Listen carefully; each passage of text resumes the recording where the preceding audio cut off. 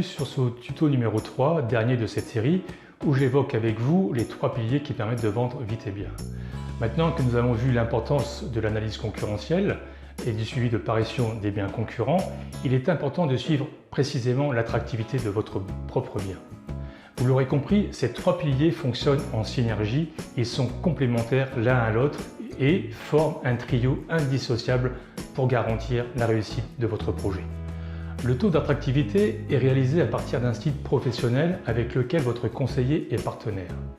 Seloger.com est la référence en matière de statistiques puisqu'il s'agit du site le plus visité. Demandez donc si votre conseiller travaille en partenariat avec ce site. Petit point qui a son importance, si vous optez de travailler avec plusieurs professionnels de l'immobilier, sachez que ces données ne seront pas représentatives car ce taux d'attractivité sera dispersé de manière aléatoire sur l'ensemble des professionnels. Je vous suggère donc de bien choisir votre professionnel et d'en sélectionner celui qui vous assurera un suivi efficient et pertinent. Sur cette plateforme de suivi, vous allez retrouver votre annonce, les critères essentiels du bien et les atouts qui sont les plus souvent regardés par les visiteurs. C'est un détail, mais cela permet rapidement aux futurs acheteurs de pouvoir comparer facilement les prestations qu'ils recherchent. C'est notamment grâce à cette technique que nous allons voir le taux de clic des visiteurs qui rentrent dans le détail de l'annonce.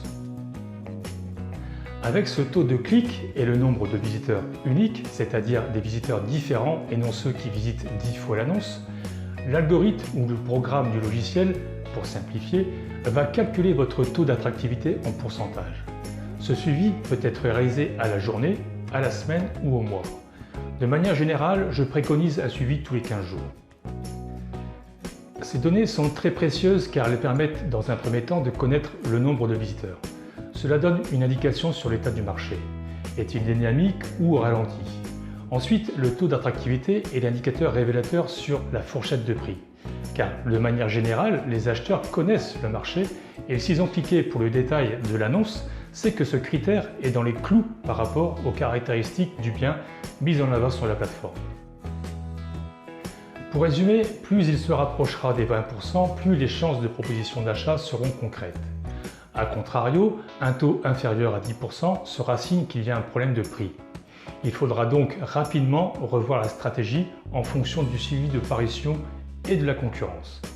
Si le taux est compris entre 10 et 15%, les propositions inférieures au prix devront être étudiées sérieusement. Voilà, ce 3e et dernier tuto est maintenant terminé. Vous avez l'ensemble des connaissances sur les 3 piliers qui permettent aujourd'hui d'orienter, de guider et d'accompagner au plus près de la réalité du marché avec des outils fiables, pertinents et surtout adaptés sur l'écosystème immobilier qui a subi une mutation technologique avec le digital, le numérique et l'intelligence artificielle. J'espère qu'il vous aura été utile. Si c'est le cas, n'hésitez pas à le partager, à liker, à me laisser vos commentaires. N'oubliez pas, je reste à votre disposition pour vous accompagner dans votre propre projet immobilier. Je vous retrouve très vite sur de nouveaux conseils. À bientôt et merci.